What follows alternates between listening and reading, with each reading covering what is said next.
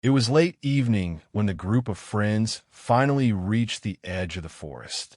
The air was cool, and the sky had already turned a shade of deep gray. With every step forward, the dense trees seemed to swallow the last traces of daylight. Carrying backpacks and flashlights, they followed a narrow dirt path until the outline of a wooden structure came into view. "There it is, the cabin," one of them whispered, half excited, half nervous. The building stood hidden among towering pine trees, its walls weathered by years of neglect. The wooden planks looked worn out, and the roof sagged slightly, giving the place an eerie, lifeless appearance. As they got closer, the creaking sound of the wind brushing against the old boards echoed in the silence. The cabin door hung crooked, as if it had been forced open countless times.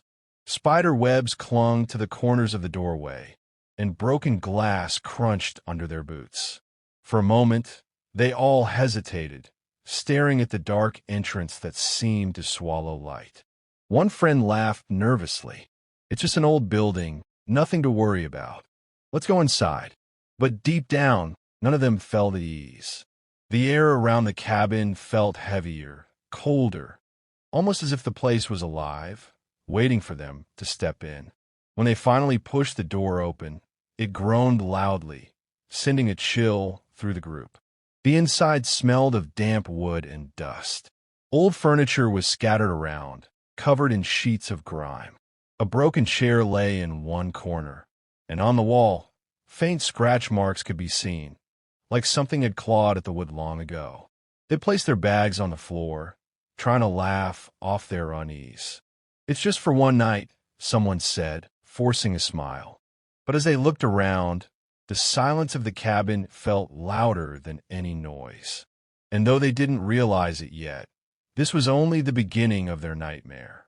The group tried to settle inside the cabin, but the uneasy silence clung to them like a shadow. Their flashlights cut through the darkness, revealing the full extent of decay. The air was thick with the smell of damp wood and something else, something faintly metallic, almost like rust or blood. One of the friends, curious, walked over to a dusty cabinet in the corner. When he pulled it open, a cloud of dust burst out, making him cough. Inside, he found a stack of old photographs. The edges were curled, the images faded, but the faces were clear enough. Families who had once lived here, smiling stiffly for the camera. But as he flipped through them, a chill ran down his spine. In almost every picture, there was a figure in the background, blurred, faceless, standing just behind the family. Meanwhile, another friend noticed something carved into the wooden wall near the fireplace. She leaned closer, brushing away the dust with her fingers. The markings were jagged, uneven, deep scratch marks, as though made by claws, or perhaps by someone desperately trying to escape. Her voice trembled when she called the others over. "Guys, this doesn't look normal." Trying to lighten the mood, one of them joked that maybe an animal had broken in. But their laughter quickly died when they realized the scratches were higher than any animal could reach. On the floor near the corner, someone discovered an old leather-bound diary. Its cover was cracked, and many of the pages were torn or smeared. As they flipped through, they found disturbing entries written in rushed handwriting. Words like "don't stay after dark" and "the woods are watching" repeated again and again. The friends exchanged nervous glances. Their excitement about spending the night was slowly shifting into fear. Every corner of the cabin seemed to whisper a warning, every object a reminder that something was deeply wrong. And though they tried to ignore the signs, the strange discoveries had already awakened some tea. Night fell quickly, swallowing the forest in complete darkness. The only light inside the cabin came from their weak flashlights and the faint glow of the lantern they had brought. The group tried to distract themselves with nervous jokes, but the tension was undeniable. The strange photographs and the ominous diary entries lingered in their minds like shadows they couldn't shake off. Just as they began to unpack some food, a sudden noise broke the silence. Footsteps, slow, deliberate, and heavy, crunching on the dried leaves outside. Everyone froze. At first, they thought it might just be an animal, but the rhythm was too steady, too human. One friend whispered, "Did you hear that?" The others nodded, their eyes wide. They rushed to the dusty window and peered out, but the forest was pitch black. Nothing moved. No figures. No animals. Only silence. Then, the footsteps came again, circling the cabin this time. The wooden walls seemed to vibrate faintly with each sound. The group huddled together, their lantern flickering as if reacting to the unseen presence. One of them, trying to sound brave, shouted out, "Who's there?" His voice cracked, and the forest gave no reply. Instead, a chilling whistle floated through the night air, long drawn out and eerily close. It wasn't just random noise, it sounded intentional. Suddenly, the cabin door creaked as if pushed from the outside. The friends gasped, backing away.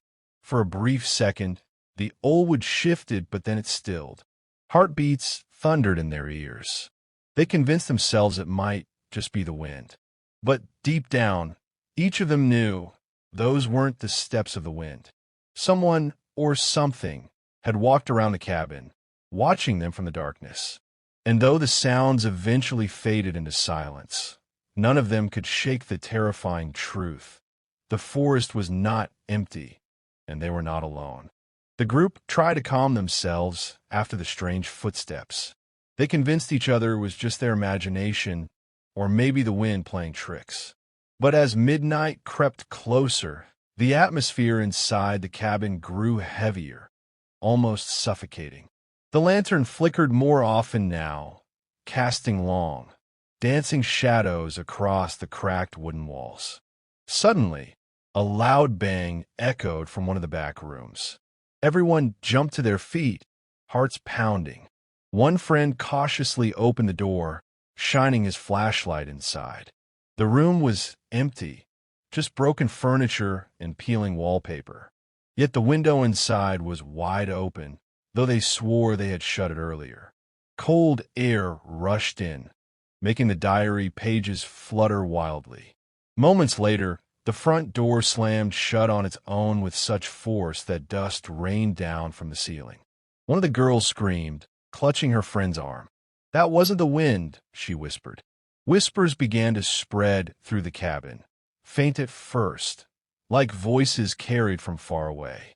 They grew louder, clearer, until the group could make out fragments of words. "Leave, go before it's too late." The voices seemed to come from everywhere at once. Inside the walls, beneath the floor, even right behind them. Terrified, they huddled together in the center of the room. One friend tried to use humor to break the tension, but his voice shook with fear. Another insisted they leave immediately, but when they rushed to open the door, it wouldn't budge. It was as if the cabin itself had locked them inside. The air turned icy cold. Shadows stretched unnaturally long, moving as though alive. The diary, lying on the table, slammed shut without anyone touching it. At that moment, the group realized they were trapped, not just inside a cabin, but inside something alive, something that didn't want them to leave. And as the whispers grew into laughter, they knew the night was only beginning. Shaken and desperate for answers, the friends gathered around the dusty old table where the leather-bound diary lay. Its cracked cover seemed almost alive in the flickering lantern light. One of them hesitated before opening it again, but the urge to understand what was happening was stronger than their fear. This time, the pages fell open to the middle, where hurried handwriting filled the paper. The words were jagged, written as if by a trembling hand. "If you are reading this, leave. Do not stay after nightfall. They come when the dark is deepest. They are not the dead, nor the living. They want you to join them." The group exchanged horrified glances. Each line seemed to echo the whispers they had just heard. The diary continued with disturbing details, scribbled drawings of shadowy figures surrounding the cabin, and words underlined again and again. "Do not look into the windows. Do not answer when they call your name." Just as one of them read those words aloud, the cabin groaned, as if the walls themselves were responding. Then, faintly, a voice called out from outside, soft, familiar, almost comforting. It was saying one of their names. Fear struck like ice in their veins. No one moved, no one dared answer. The diary had warned them, and now the warning had come to life. The girl holding the lantern noticed something else. On the back page, nearly torn, was a final entry written in shaky letters. "I tried to escape. I couldn't. They won't let anyone leave. If you stay, the cabin becomes part of you forever." The lantern suddenly flickered, shadows stretching across the walls like claws. They slammed the book shut, their breathing ragged. The message was clear. This place was cursed, and by staying, they had already sealed their fate. And yet, the night was far from over. The cabin had grown unbearably cold, every breath now visible in the air. The friends sat close together, clutching the lantern, but its light seemed weaker with every passing minute. The warning from the diary echoed in their minds, yet there was no way out. The door refused to open, the windows sealed as if nailed shut by an unseen hand. Suddenly, the silence shattered. A picture frame that hung crooked on the wall crashed to the floor, the glass splintering into sharp fragments. Everyone flinched, their hearts racing. But what made them scream wasn't the sound, it was the photograph inside. It showed a group of strangers sitting in the very same cabin, their faces pale, frozen in terror. On the back of the picture, scrawled words read, "They never left." Before they could process it, the lantern dimmed to almost nothing. From the far corner of the room, a shadow began to rise, stretching unnaturally tall against the walls. Its shape shifted, flickering between human and something monstrous. Whispers filled the air, louder than before, overlapping like hundreds of voices speaking at once. One friend panicked and ran toward the back door, pounding it with his fists. The others screamed for him to stop, but it was too late. The door creaked open just an inch, and then slammed shut with such force that he was thrown across the room. When they rushed to him, he was gone. No body, no trace, only his backpack lying where he had fallen. The remaining friends were paralyzed with horror. The shadows now crept closer, circling them like predators. The diary on the table flipped open on its own, the pages fluttering until it stopped on a single line scrawled in blood-red ink. "One by one, they take you." The cabin wasn't just haunted, it was hungry, and it had already claimed its first victim. The cabin now felt alive, breathing, groaning, and shifting around the terrified friends. Every corner echoed with whispers. Every wall seemed to pulse like veins carrying something dark within. The lantern flickered violently, throwing distorted shadows that twisted into shapes of clawed hands and faceless figures. One friend, trembling, shouted that they had to fight back, to break a window or burn the place down. But before anyone could move, the air grew heavy, thick with the stench of rot.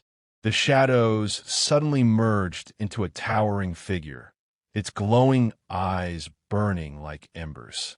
It stood at the far end of the room, motionless, watching. "Who are you?"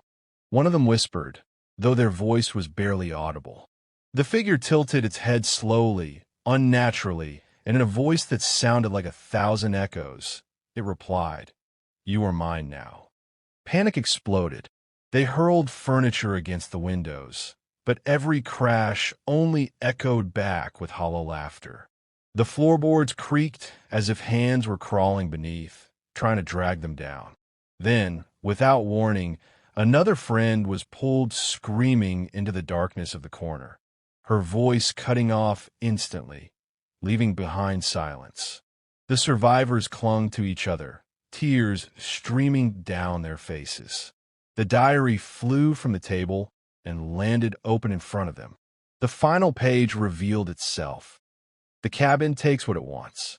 No one leaves. Ever. At that moment, the front door, which had been locked all night, burst open with a deafening crash. Outside, the forest loomed, black and endless. Hope surged through them, and they bolted for the exit. But as they crossed the threshold, they froze. The cabin was gone. Instead, they stood inside another room.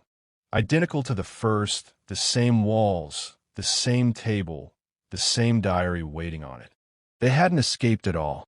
The cabin had trapped them in an endless loop. And as the lantern finally went out, the darkness whispered their names one last time.